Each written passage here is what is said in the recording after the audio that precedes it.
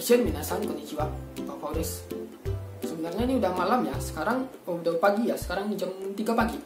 Oke, di video kali ini gue bakal ngebahas tentang uang dan uang. Tapi uang yang gue bahas di sini bukan tentang gaji atau tentang seberapa besar sih kehidupan di Jepang. Gue gak bakal ngebahas itu karena gue udah ngebahas itu di video sebelumnya. Mungkin teman-teman bisa cek aja ya di story video gue. Di video ini gue bakal ngejelasin tentang uang, seberapa banyak sih uang yang gue keluarin mulai gue dari Indonesia sampai ke Jepang. Dan mungkin teman-teman juga tahu gue tinggalnya di Padang dan sekolah LPK gue itu LPK yang ada di Padang. Dan LPK yang gue masuki itu adalah LPK swasta ya, bukan dari jalur pemerintahan. Jadi mungkin biayanya agak sedikit lebih mahal.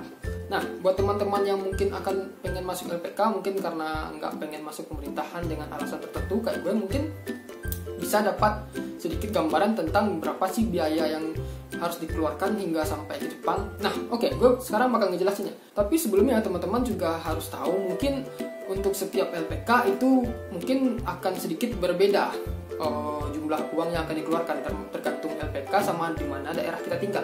Nah, sekarang gue bakal ngejelasin seberapa banyak sih uang yang gue keluarin mulai dari Padang hingga Jepang. Awalnya ya, gue mulai dari uang masuk dulu, uang masuk. Nah, waktu itu gue masuk bayarnya itu ada sekitar 1 juta. Itu uang masuk sama uang bulan pertama. Gue lupa uang bulanannya berapa, kalau nggak salah gue mungkin sekitar 350 ya. Ya kita anggap aja satu bulannya itu 350 gue mesti bayar. Dan waktu itu gue di LPK itu ada sekitar 1 tahunan. Karena waktu itu gue cukup lama ya nunggu berkas eligibility gue keluar. Mungkin teman-teman bisa lihat videonya di sini, itu perjalanan gue mulai dari masuk LPK sampai ke Jepang. Itu ada gue jelasin kapan gue dapat pekerjaan, bulan berapa gue dapat pekerjaan, dan nyampe di Jepang gue udah jelasin di situ. Intinya gue selama di LPK itu 1 tahun karena gue bisa dibilang lama nunggu berkasnya, dokumennya. Selama 1 tahun di LPK itu berarti kan 1 tahun ada 12 bulan. 12 bulan dikali 350.000 berapa ya? Ya mungkin sekitar 1.500.000, 1.800.000 kali ya. 1.800.000. Oke, kita bulatin aja 2 juta. Mungkin ditambah dengan biaya makan atau transportasi, walaupun itu murah kita anggap aja 2 juta.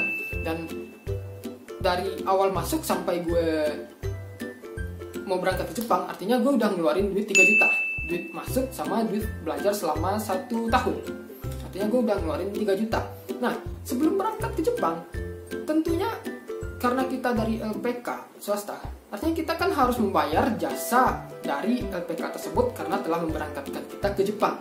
Nah, waktu itu yang gue tahu awalnya ya, biaya berangkat itu 30 juta. Tapi waktu sampai di gue mungkin udah naik gitu, waktu itu gue mesti bayar 40 juta untuk biaya pemberangkatannya. Waktu itu, untuk pemberangkatannya itu, gue nggak langsung ditagih sebesar 40 juta. Karena ya, mau duit dari mana 40 juta kan? Nah, jadi LPK gue itu menawarkan solusi, memberikan saran untuk mengambil pinjaman dari bank dengan jaminan sertifikat tanah. Sertifikat tanah ini bisa digunakan sertifikat tanah sendiri atau sertifikat tanah orang lain. Bisa dipinjamkan perantara gitu kan. Nah, untuk urusan di bank ini LPK gue itu bekerja sama dengan Bank BNI dan Bank Nagari. Dan Bank Nagari ini kayaknya cuma ada di Padang. Mungkin ya, gue nggak tahu di daerah lain nama banknya apa, tapi di Padang itu ada namanya Bank Nagari. Dan waktu itu, waktu gue buka tabungan di Bank Nagari, gue buka pinjaman di Bank Nagari, itu dengan perantara yang punya sertifikat, notaris, sama pihak LPK-nya, jadi aman ya. Nah, jadi karena gue buka peminjaman uangnya di Bank Nagari, gue kan artinya gue mesti bayar cicilan itu ke Bank Nagari. Dan gue sebelum berangkat itu diharuskan membuka rekening Bank Nagari itu dengan biaya pembukaan awalnya sekitar ada 6 juta. 6 juta. Kenapa 6 juta? Karena kan gue minjamnya 40 juta. 40 juta itu kan mesti dilunasi dalam jangka 3 tahun. Artinya setelah gue pulang dari Jepang, utang gue lunas. Jadi jangka pinjamannya itu selama 3 tahun. Jadi kalau misalnya 40 juta ditambah bunga-bunga dan sekian-sekiannya, jadi itu pinjamannya itu jadi 1.443.000 113 rupiah, kalau nggak salah segitu. Kita anggap, kita bulatin aja 1.500.000. Nah 1.500.000. Nah jadi kita balik lagi ke uang 6 juta yang harus gue buka untuk buka rekening ya. Tujuannya 6 juta ini adalah untuk membayar pembayaran 3 bulan pertama. Karena gini, untuk bulan pertama selama kita Jepang, waktu kita baru nyampe Jepang, kita kan nggak langsung bekerja, tapi kita itu masuk ke Senta dulu, tempat belajar bagi orang asing, terutama Jisusei yang pengen bekerja di Jepang. Kita mesti belajar di situ dulu selama 1 bulan, dan di situ kita nggak punya uang kan, nggak punya karena belum bekerja. Setelah kita dari Senta, kita pastinya langsung ke Kaisha ya, bekerja. Tapi kan di bulan kedua, di bulan pertama itu kan kita belum dapat gaji, belum langsung dibayar sama perusahaan. Jadi karena kita udah buka rekening awalnya sebesar 6 juta, jadi untuk 3 bulan pertama itu udah ditalangin ya, jadi udah aman 3 bulan pertama.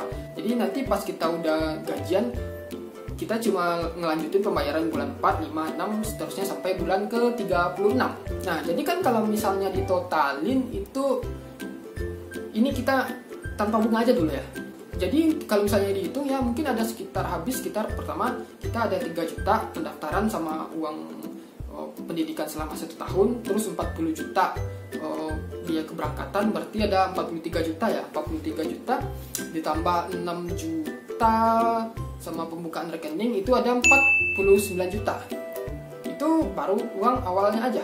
Nanti pastinya kalau kita minjam di bank dalam jangka yang cukup panjang, artinya pasti ada bunga kan, dan bunganya itu mungkin ada hampir setengah dari jumlah yang kita pinjam, anggap aja 60 juta.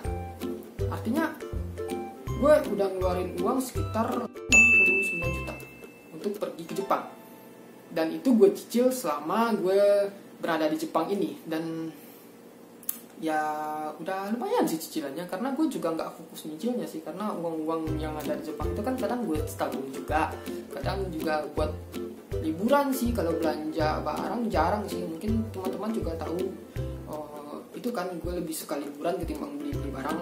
Nah jadi ya kalau sebenarnya mau dilunasin sekarang juga bisa sih, tapi gue lebih milih nyicil aja sambil nyimpan uang gitu kan, karena ya gue sukanya kayak gitu. Nah jadi mungkin kayak gitu ya lebih kurang gambarannya kalau misalnya teman-teman ingin pergi ke Jepang.